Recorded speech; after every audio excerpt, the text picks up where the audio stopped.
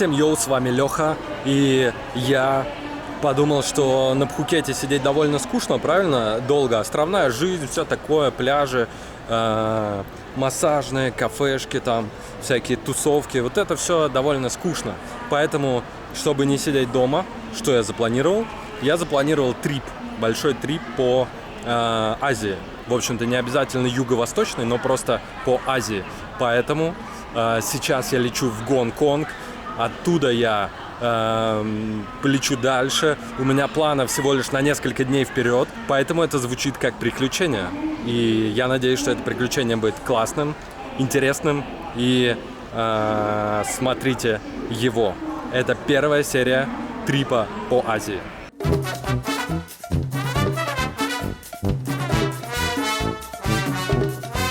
Не очень много народу для Airbus A320, поэтому есть надежда, что получится поспать.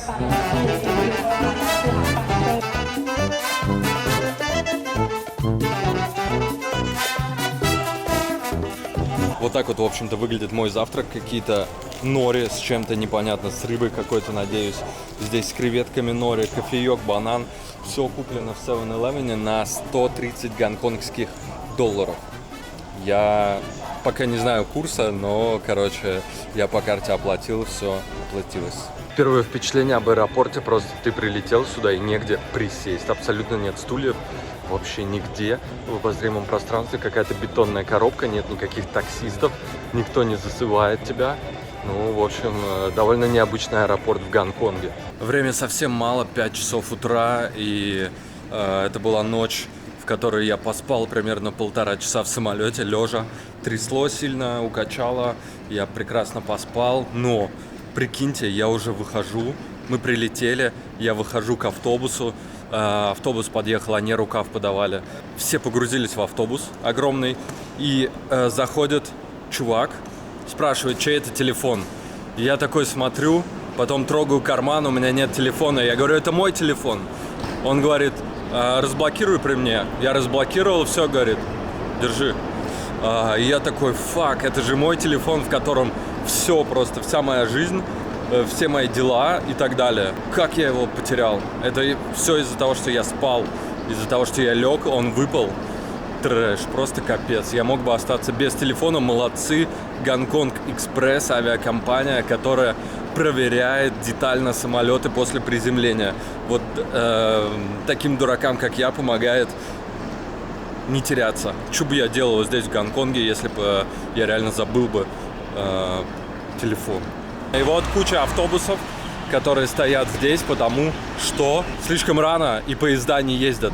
Я думал домчать на таком скоростном поезде до центра Гонконга, но нет.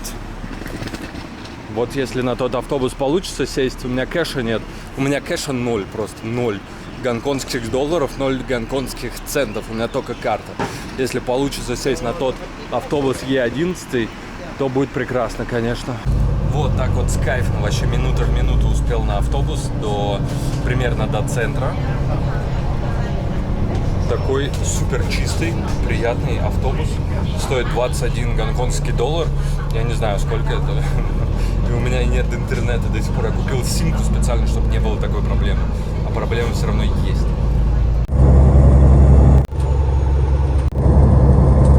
6:30, и Гонконг, центр Гонконга встречает своими высокими небоскребами. Если это не тавтология, небоскребы, небоскребы, небоскребы, небоскребы. И даже здесь, смотрите, небоскреб. Просто огромные высокие дома. Это, я так понимаю, бизнес-квартал. Admiralty Station называется. Это, конечно, не московское и питерское метро, но тоже интервал всего 3 минуты в час пик сейчас с утра. И народу здесь не так уж и много в поездах.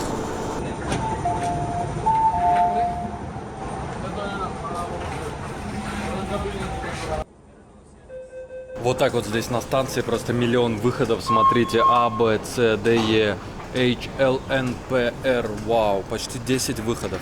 Офигеть. Ну что, я заселился в хостел, в общем-то, вот такой вот непримечательный вход среди таких ворот завешенных, закрытых. Вот такой вот вход ничего не предвещает, да, что там будет хостел. А посмотрите, какой он просто. Это, видимо, жилое здание. И сейчас будем подниматься. Такой вот интересный лифт. Значит, на первом этаже. Hello. Вот такое все. Это Гонконг, детка. Да, и сейчас вы посмотрите, как там все выглядит. Напоминает Аргентину, не правда ли?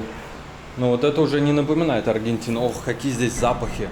Вы даже не представляете. Просто что-то с чем-то. Но сам хостел, кстати, приятненький. Вот здесь вот можно самостоятельно зачекиниться. А вот так вот выглядит жилье. Мои уже тапочки я здесь уже заехал сюда.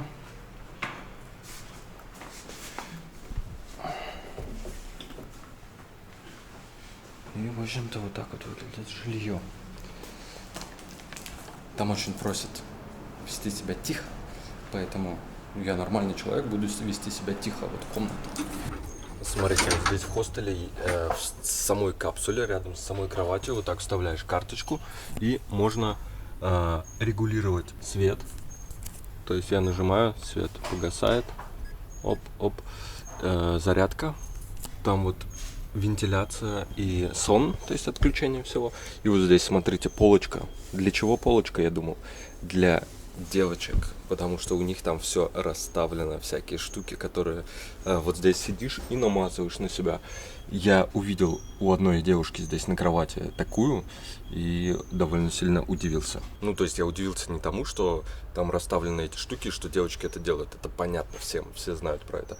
Я удивился тому, что здесь настолько вот эта бьюти-индустрия развита, что здесь прямо даже в хостеле есть зеркало с подсветкой и большая полочка. А тем временем я в Гонконге.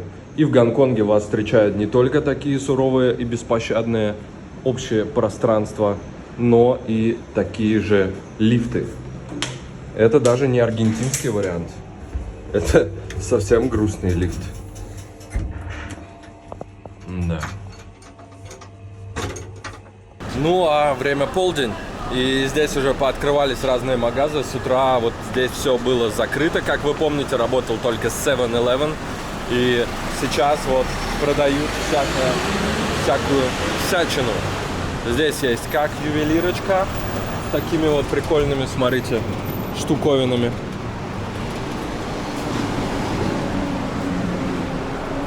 Так и всякие штуки, безделушки дешевые. Ну, вот это вот магазин сигар. Не все здесь дешевое, так что народу на улицах полно. Половина людей ходит в масках. Вон там я вижу прямо перед собой роликсы. Я, кстати, забыл очки и чувствую себя максимально дискомфортно. Ух, да. Может быть, стоит вернуться все-таки, потому что солнце палящее и время полдень только. О, меня аж глаза режут. Жесть. Жилье. Здесь проблемы с жильем. Здесь очень сложно снять что-то за вменяемые деньги, нормальное, по площади. Видимо, сказывается большая плотность населения. Потому что население здесь реально, судя по количеству людей на улицах, полным-полно. Двухэтажные автобусы, как в Англии. Ну, короче, такой вот Гонконг. Парк под названием Каолун.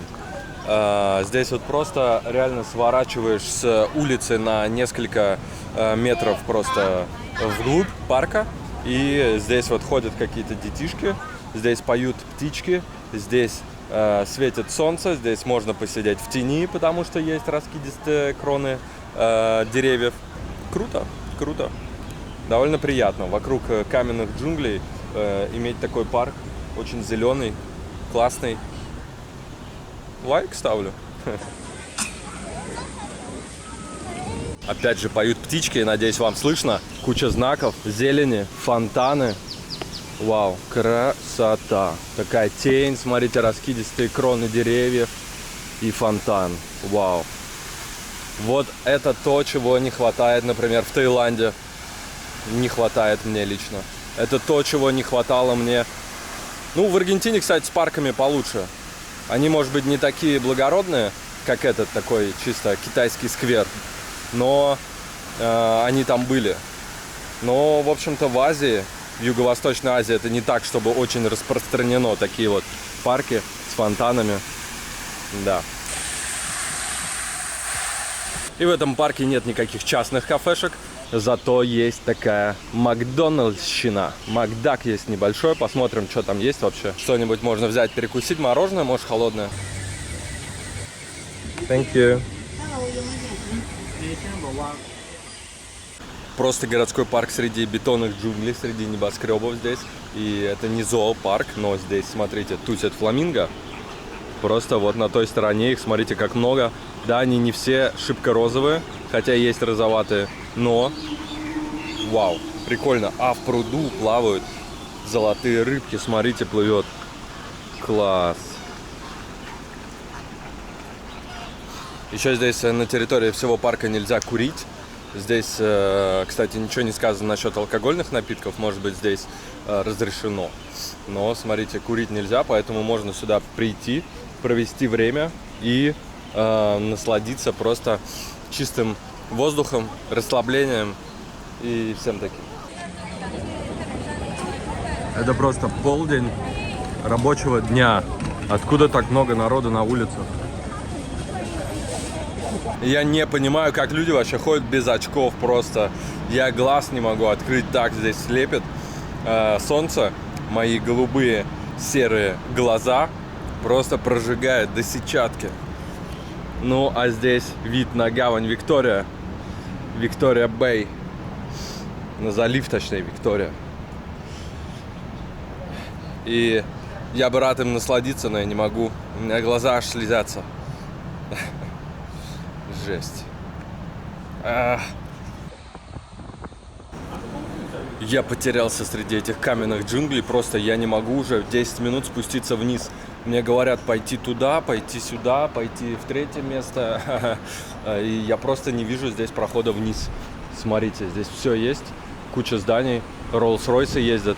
Но я не могу пройти вниз. Просто где? Кантон-Роуд. А, на лифте надо. Окей. Окей. А где лифт? Hello? How can I go downstairs? Down. Outside? Canton Road, outside, yes. Outside, Canton, outside. Here? Inside. Down. Okay, thank you. Понятно, что поскольку Гонконг очень, мягко говоря, ограничен по площади, они не могут расти вширь, им приходится расти вверх. Именно этим, я думаю, обусловлено здесь наличие такого большого количества небоскребов, всяких высоких зданий. Ну и для того, чтобы не превращать это совсем уж в такую каменную, безжизненную пустыню, конечно, они вот делают такие зеленые насаждения. Смотрите, вот это какой небоскреб, просто вау! Сколько здесь этажей? Офигеть!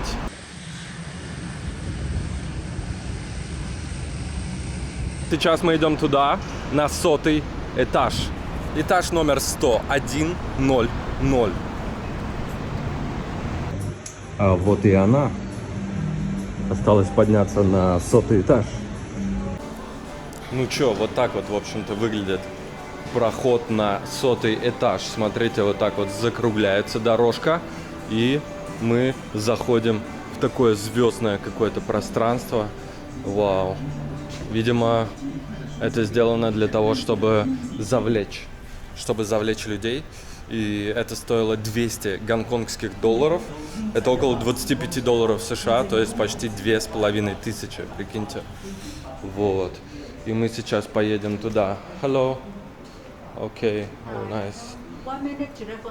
Okay, thank you. 1 минуту до 100-го этажа, прикиньте. Целую минуту ехать. Вау. Да, видончик, конечно, невероятный. Очень, очень красиво.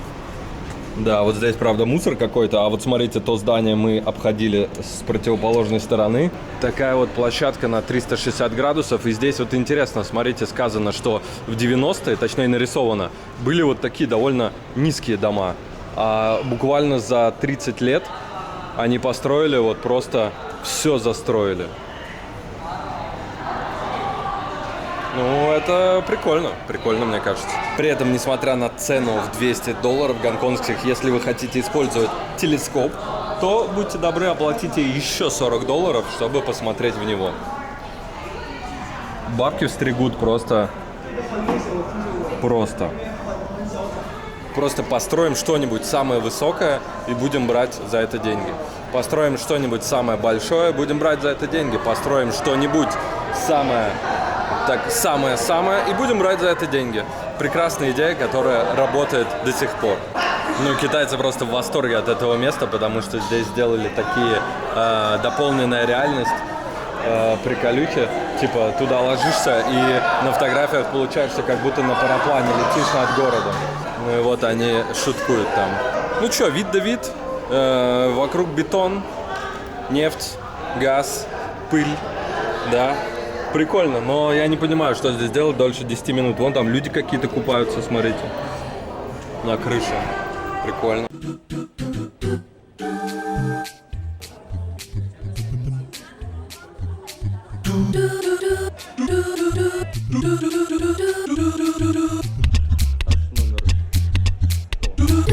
Но, конечно, все-таки Бурдж-Халифа повыше будет.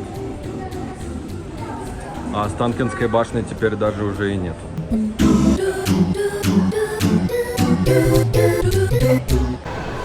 Значит, пока из впечатлений таких вот общих, глобальных, это то, что здесь в Гонконге очень сложно ориентироваться. Разноуровневые развязки, там трехэтажные, просто чтобы выйти на улицу, нужно пройти через здание, через лифт. Здесь в метро непонятно все. Ну, я так понимаю, это вызвано тем, что им пришлось на маленькой площади, опять же, сконцентрировать много всего. Но, тем не менее, ориентироваться здесь очень сложно. Навигация затруднена. Может быть, конечно, у гонконгцев мозг работает иначе, чем у меня. Но у меня вот с моим опытом, довольно большим в разных странах, мне все равно тяжело. А каково людям, если бы они сюда приехали вообще в первый раз? Сложный вопрос. Наверное, еще тяжелее. Что-то у меня изо рта вылетело. Рай просто для шопоголиков. Здесь и Луи Виттон, и Прада, и Гуччи, Херуччи, короче. Все, что вы хотите. Ролексы, фиголиксы. Все в одном месте. Вот опять такая ситуация, о которой я говорил. Просто мне нужно вот на этот мост, а я не знаю, как туда забраться.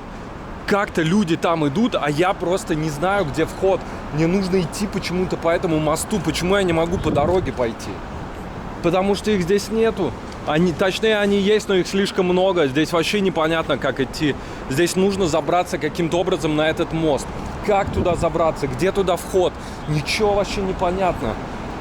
Меня это уже бесить начинает. Я уже раз 5 сегодня в эту тему попадаю. Просто кучу времени теряю из-за того, что... Черт побери, что черт знает, как вообще забраться на это вот небесные эти проходы, ё-моё. Да, кстати, сейчас я планирую поехать в Макао на пароме через полчаса, через час. Они ходят каждые полчаса, поэтому я думаю, что проблем не будет. Макао. Я так понимаю, здесь вот распространены такие штуки, как за моей спиной. Это такой концентратор типа дорог, потому что смотрите, вот дорога здесь, пешеходная дорога, вот здесь пешеходная, там тоже пешеходные дороги выходят. То есть ты заходишь в одну такую круглую штуку, выбираешь, куда тебе идти и идешь по ней. Ну, это, наверное, удобно, конечно, но к этому надо привыкнуть просто.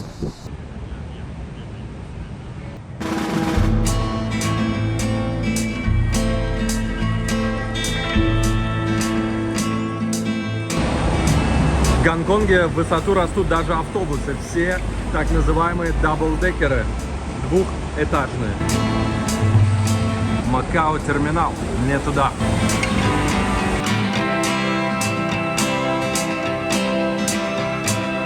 Вот так вот называется компания, которая меня довезет.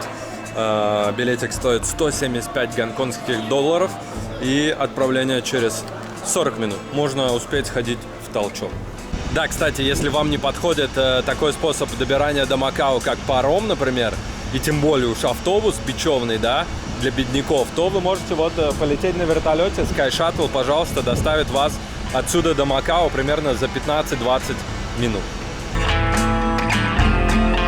Вот так вот выглядит погрузка, в общем-то, на катер Turbojet. Я так понимаю, здесь есть разные компании, которые доставляют вас в Макао. И ближайший был вот Turbojet. Вот они клеят на этот билет такой стикер, видимо, с номером места. И просто здесь ждешь, не так уж много народу, но катера ходят каждые полчаса, причем от разных компаний, поэтому я думаю, что не будет проблемой уехать вечером из Макао. Я очень на это надеюсь, потому что ночевать там не входит в мои планы. Все мои вещи, все мое жилье здесь, в Гонконге. Паромчик так вот выглядит. Hello. Такой довольно большой паром, хотя со стороны он таким не выглядит. Здесь хороший кондей. Может быть, здесь даже есть какие-то кафешки, но просто не здесь. А у меня местечко. Hello. У окошка вообще с кайфом. О, да. Здесь так же, как в самолетах, пристегиваются. Прикиньте, просят пристегнуться. Ну ладно. Видимо, будет качать.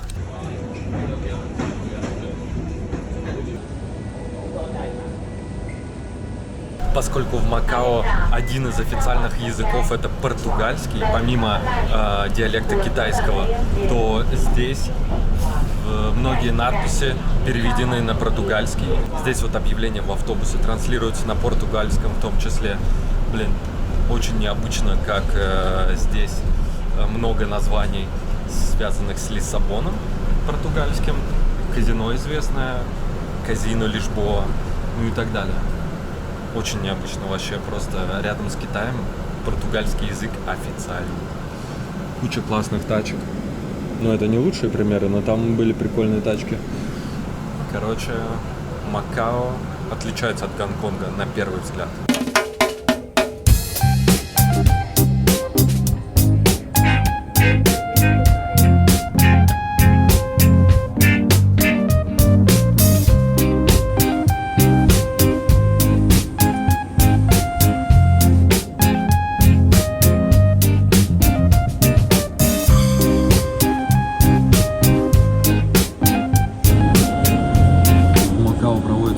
Поэтому по трассам, по которым в обычные дни ездит обычный транспорт, здесь в необычные дни катаются, и вот стоят трибуны даже для зрителей.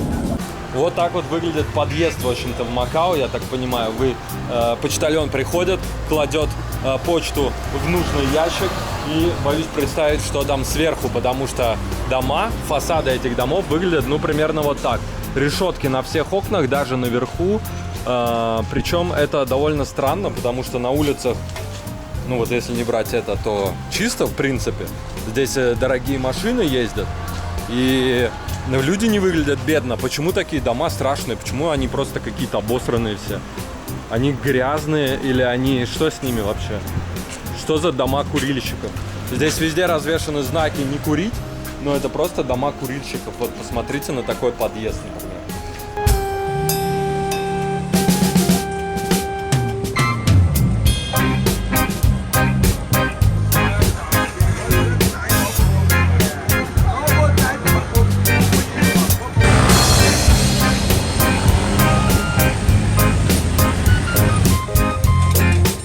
Надо сказать, что Макао известен своими казино. Здесь очень много казино разной популярности. Они называются Шангри-Ла, по-моему, казино Лишбоа, то есть лиссабонское. Вот, ну еще там какие-то. То есть много, довольно роскошных, но, правда, в отзывах пишут, что там все это сделано безвкусно.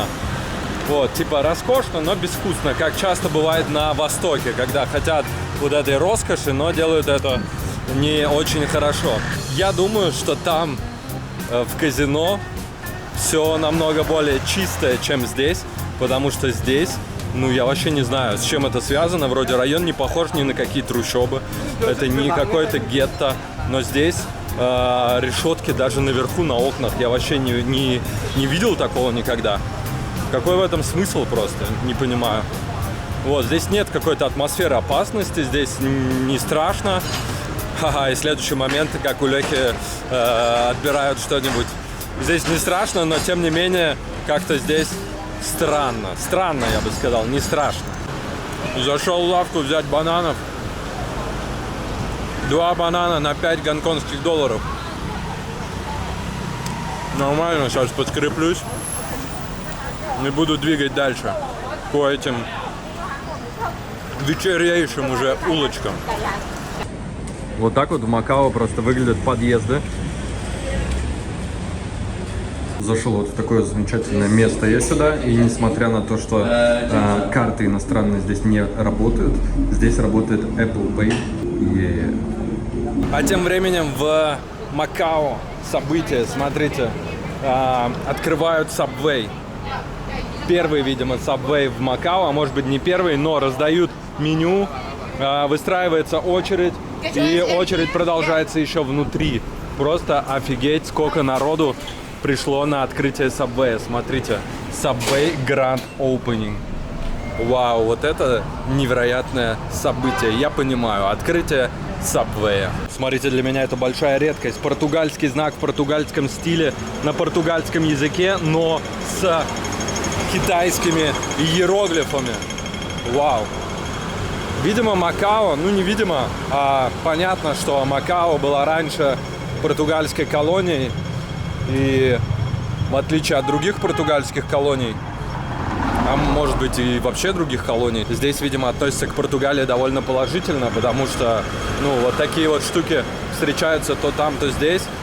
Официальный язык португальский. Один из. Кажется, я понял, почему эти дома такие страшные. Потому что вечером, когда загораются вывески, они уже не такие уж и страшные. А люди днем, видимо, не смотрят, например, здесь летом жарко, они сидят дома или на работе, они не смотрят на свои дома, они не видят этого ужаса. И приходят домой вечером, загораются вывески, и все не так уж и плохо, смотрите. Он, ну, какой-то там темный, серый вдалеке. Я понял, я раскусил их. Ну, а сейчас, конечно, это не получилось бы без кофе. И здесь могла бы быть реклама вашего кофе, но у меня нет спонсора с кофе. Да у меня вообще никакого спонсора нет, в общем-то. И так неплохо. Дороги в Гонконге — это просто говнище. Переходы то на одной стороне только, то на другой стороне только. Светофоры просто загораются вообще непонятным образом. Люди стоят посередине, ждут. Дорога разделена на 2 части, например. И для того, чтобы перейти 2 дороги, то есть нужно перейти 4 части, отставить 4 светофора. Это просто трэш. Это вообще неприятность. Я иду и иду. Если бы не было светофоров таких, я бы давно дошел. Но здесь светофоры. Кстати, обратите внимание, как райончик поменялся. Я сначала шел, значит, был такой себе район, а сейчас иду, и, в общем-то, уже получше, уже люди на Теслах там вон стояли, разъезжали. И вот вроде что-то понтовое стоит, тоже Тесла, причем новенькая, Model Y, да, или как она там. Ну а что вот это у нас такое? Это у нас то, что осталось от фасада базилики или храма, или собора Святого Павла, видимо, времен португальской колонизации. Вообще сейчас шел, здесь такая улица брусчатая, значит, там плиточка такая положена португальская. Прямо, я думаю, что с тех времен еще так и лежит. Так и лежит, хорошо себя чувствует, кайфует. Смотрите, вход, но там ничего нет. Потому что это на самом деле не вход. Это такая достопримечательность. А вот там, смотрите, казино Гранд Лисбоа. Великий Лиссабон. Потихоньку здания сменились на более красивые, такие как, например, за моей спиной. Это Сенатская площадь, площадь Сенат. И вот такая вот подсветка, фонтаны. Я не знаю, что делает эту площадь красивой такой сейчас. То есть то ли это подсветка, которой не было днем, то ли еще что-то. Но здесь сейчас симпатично. Люди чилят у фонтанов. Ну, а мне вообще пора так-то ехать домой, потому что вот будет прикол, если у меня хостел закроется. У меня в хостеле закрываются двери в 11 часов. Времени вообще впритык. Поэтому мы сейчас идем вместе с туристической группой в сторону казино Лиссабона. И вот мы входим в район такой довольно люксовый, можно сказать. Здесь начинаются магазины разных известных брендов. Здесь вот там вдалеке штаб-квартира банка. Здесь скоро будут различные казино. Здесь куча народу, здесь вывески. Короче, такие контрасты Макао. Ну просто чистая Португалия, если бы не люди азиатской наружности на улицах, то чистая Португалия, в которой я, кстати, жил несколько месяцев, учился и много путешествовал без этого.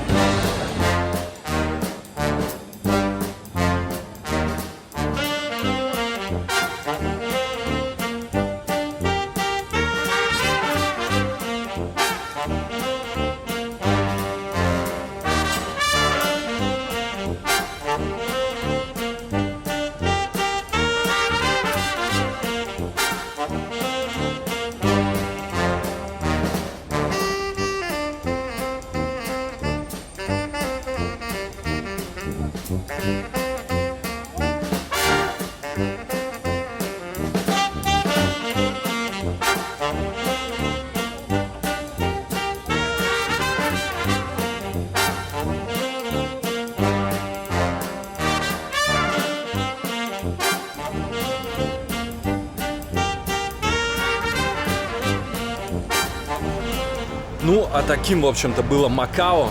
Игровым и горным, но не игривым. Да, мой трип в Макао подошел к концу. Сейчас я уплываю обратно, отхожу в Гонконг.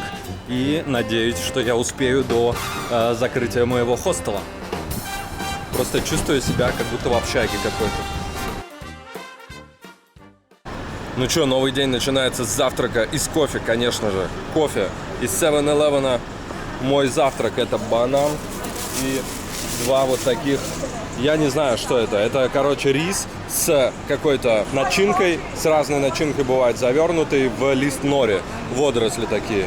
И вот, в общем-то, я ими питаюсь уже несколько дней, в разных местах покупаю, здесь довольно популярно, вкусно, полезно, быстро, прикольно, мне нравится. Я не разбираюсь вообще в начинках, но были прикольные начинки, прям был и лосось, были и креветки какие-то. Здесь вот вообще непонятно, что это такое. КЗ. В общем, прикольно.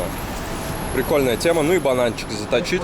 Я посмотрел, здесь кафешка рядом, в которых можно позавтракать. И что-то с кафешками здесь проблема большая. Несмотря на то, что это по сути Китай, в котором должно быть много китайской еды, но здесь что-то вот рядом нету, где позавтракать. Либо плохо работают мои карты Google Maps, потому что это Китай, а я пишу на английском не иероглифами. Знаете, когда вот в фильмах смотришь во все эти вывески, дома, куча народу, такие переходы, магазины и все такое, то кажется, что какая-то сказка, такое ненастоящее все. А когда попадаешь сюда, ну, такой, ну да, ну дома, ну вывески. Ощущение сказочности улетучивается. И мне сейчас пришла мысль, может быть, это так же, как с американской мечтой. Попадаешь в Нью-Йорк, мечта сбылась, и все, она пропала, больше не мечта. Зашел случайно сейчас, значит, в космический музей здесь, в Гонконге. И сегодня, по средам, он оказался бесплатный абсолютно вход. Здесь вот разные интерактивные экспонаты. Смотрите, крутится Земля. Или земная ось вертится. Вот, прикольное вообще место. А здесь вот можно потрогать метеорит. Написано, что он немного холодный, потому что он много железа содержит. Я холода не чувствую, но смотрите, это его срез. Вау, красиво как. А вот на этом экспонате, например, можно сделать кратер свой. Бам. А так выглядит набережная здесь, в Гонконге. Вечером за моей спиной залив Виктория. Здесь играет легкий джаз, куча народу, уже прохладно, делают фотографии, проплывают всякие лодки, катамараны и прочее, прогулочные суда. А вот на той стороне остров Гонконг. Гонконг делится на так называемый mainland, то есть большая земля, и на островную часть, или островную, наверное. Вот там вот остров, а вот там гора, смотрите, наверху. Вот там возвышение. И вот куча небоскребов ночью в Гонконге.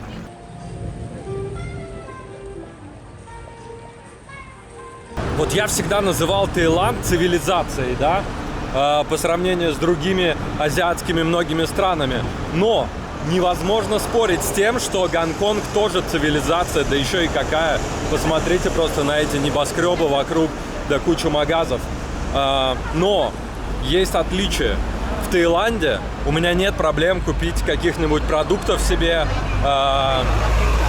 фруктов, овощей и так далее. Магазины на каждом углу расположены. Ну, либо не на каждом углу, то в таком случае я знаю, где это можно приобрести, куда-то поехать, там большой супермаркет, да, гипермаркет. Здесь же, в Гонконге, я вот хожу по центральному району, и здесь можно купить Cartier, Роликсы, здесь есть Apple Store большой, но мне негде купить просто, простите меня, яблок. Просто чего угодно, кроме бананов. Да, бананы продаются в 7-Eleven, но больше в 7-Eleven ничего не продается особо. Вода, конфеты. Ну, кстати, еда там есть, да. Еда такая, которая... ну, такая, типа, не бич-пакеты, конечно, но что-то такое. Просто негде купить. И это меня, конечно, мне не нравится. И вот я сейчас понял, что я под цивилизацией имею в виду, что просто можно что угодно купить. Здесь же только не скоропортящиеся товары, типа вот аптеки. Здесь, пожалуйста, всякие кофе можно купить, чего только нет. Но нет простых вещей, типа овощей. Вот так вот. Я здесь столько риса ем, что если я сейчас срочно не съем яблок, мне кажется, я просто прекращу срать, извините за подробности. Но нужна же клетчатка. Здесь ничего просто нету. Просто негде купить никакие фрукты. Если бы я здесь был веганом, я бы очень бы страдал бы, конечно. Хорошо, что я не веган. В Гонконге есть специальные такие места, где собраны просто автоматы, из которых можно достать какую-нибудь игрушку. И вот чуваки ходят и пытаются достать за несколько, может быть, нажатий, за несколько раз. Есть даже такие игрушки. Видимо, что-то анимешное. Вау. 5 гонконгских долларов, примерно 60 рублей. 50.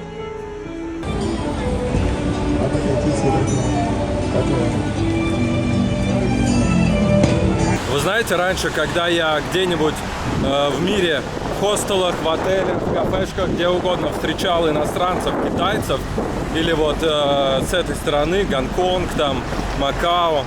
Ну, Макао я не встречал, но, короче, китайцы. Я всегда удивлялся тому, насколько они вот, не смотрят на тебя, не обращают на тебя внимания, не здороваются, не говорят спасибо, привет, ну и так далее. И это входило в контраст с европейцами, например, как они себя вели. И я понял для себя, что сейчас вот я понял здесь, что оказывается это, видимо, просто ментальность китайцев. Потому что здесь они ведут себя даже сильнее в этом плане. Они не здороваются так же, они ну, вот просто проходят мимо, несмотря, даже если вы живете в одном отеле, в хостеле, просто ни привет, ничего, ну типа, как будто тебя нет. И с одной стороны в этом, конечно, есть прикол, но с другой стороны не так уж это и прикольно. Так вот, Гонконг мне запомнится таким большим, величественным, очень компактным и высоким. Мне он запомнится грязным, неприятным, плохо пахнущим, с мусором на улицах и неприветливыми людьми. Гонконг мне запомнится как такой европеизированный, видимо, Китай. Немного здесь есть такого, как не во всем Китае. Ну и, в общем-то, не могу сказать, что в Гонконг у меня есть желание приехать снова. Вот из Таиланда я всегда уезжаю и думаю, блин, не хочется уезжать, хочется скорее вернуться. То же самое со многими другими странами, но Гонконг мне не хочется в Гонконг вернуться вот сейчас. Кстати, да, по Гонконгу много людей ходят с чемоданами.